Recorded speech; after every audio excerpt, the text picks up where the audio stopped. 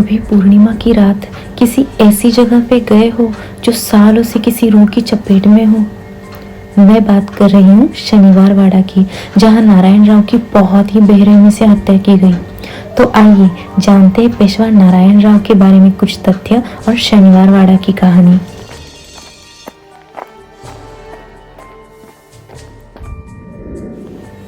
मराठा साम्राज्य के चौथे पेशवा बाजीराव प्रथम, जो अपने पूरे जीवन में एक भी युद्ध नहीं हारे, जिन्होंने हर एक युद्ध पर केसरिया रंग फहराया, उन पेशवा बाजीराव के पराक्रम की कई कथाएं आज भी पूरे भारतवर्ष में प्रचलित है।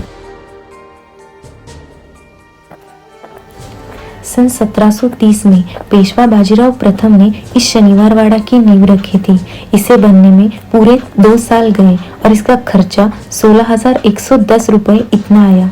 यह वास्तु बनकर पूरी हुई शनिवार के दिन और इसकी वास्तु पूजा भी शनिवार के दिन ही रखी गई और इसी कारण इसका नाम शनिवार वाड़ा पड़ा।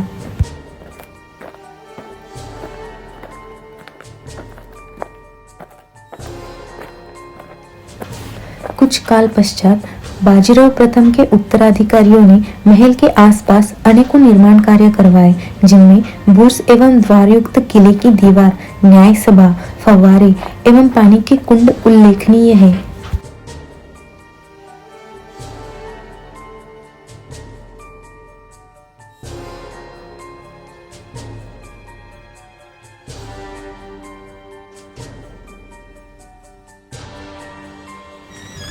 ये दीवारें, ये सीढ़ियाँ, यहाँ की मिट्टी, यहाँ तक कि यहाँ पर बहती हुई हवा के स्पर्श में भी एक अनजाना सा सुकून मिलता है।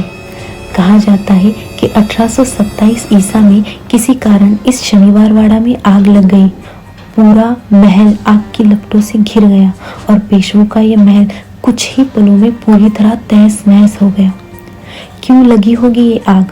क्या रहा होगा कारण इस शनिवार वाड़ा के जलने के पीछे का?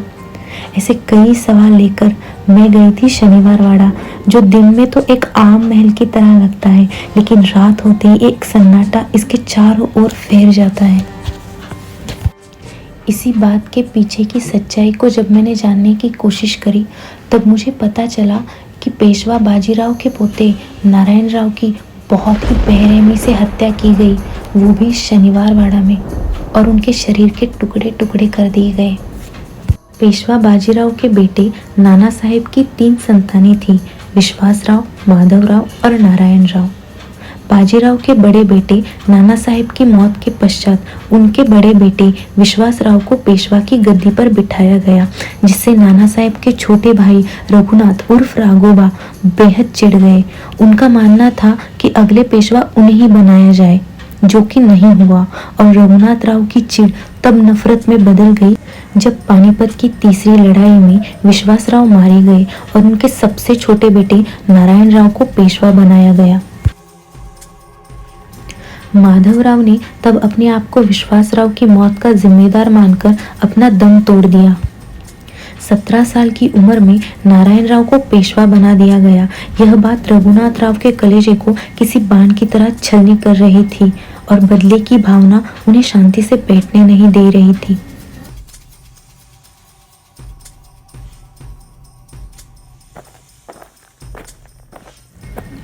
इस बात का अंदाजा जब नारायण राव को हुआ, तब उन्होंने अपने चाचा को अपने ही घर में नजर कैद कर दिया।